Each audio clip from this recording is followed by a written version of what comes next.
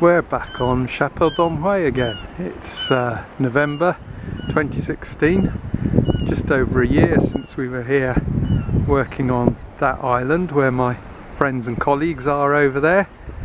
Stood more or less where the porpoise was found in September of last year, and we keep an eye on the island, what's eroding out of the little edges of the cliffs here, because we pick up flint and pottery from there, and that was one of the things that got us interested in the site in the first place. But to come across, I'm actually stood on the smaller bit of the island here, and earlier this year we picked up a toe bone, from a human toe bone exposed in the cliff edge here, and then a couple of weeks ago I came across and there was actually a foot starting to appear.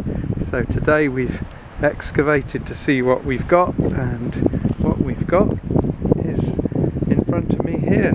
We have a skeleton, a complete, or more or less complete, human skeleton. You can see that it's the left foot that was becoming exposed in the wind and the weather and the rain, washing the soil away. The body is in varying sort of states and conditions. Some of it's slightly surprising. The toes are well preserved. The pelvis that you'd think of as quite a solid bone is not, and as you can see, there's been quite a lot of damage to the skull. It's in roughly east-west. You can see the north, the arrows pointing to north there, so it's just a bit off east-west. Implies it's probably a Christian burial.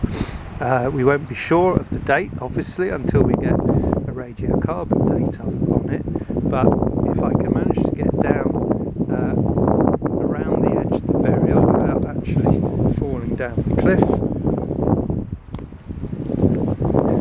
I can come in a bit closer up the legs and show you that up near the head there are actually several buttons.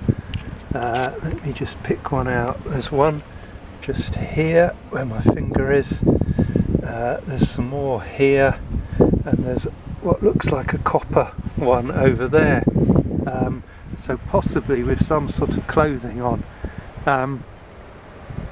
We're going to lift it now.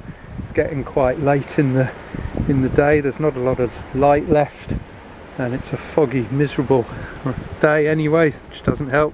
We've done as much digging as we can on site. We'll lift it carefully, and pieces like the skull we'll actually go back and excavate when we get back indoors in the office, and do it a bit more carefully in case there's anything else of importance or interest in there. It's quite a small body. It's about 1.50 meters long. It's a bit difficult to estimate when it's in the ground, but about 1.50 meters or 5 foot. But it does apparently have very masculine looking sections of the skull, so it could be a short male, and hopefully we might be able to tell. So a rather unexpected return to Chapelle Dom Hue. No porpoise this time, but something that looks slightly more familiar, really. Yeah, it's been a good day, and now we're just going to take him away with us.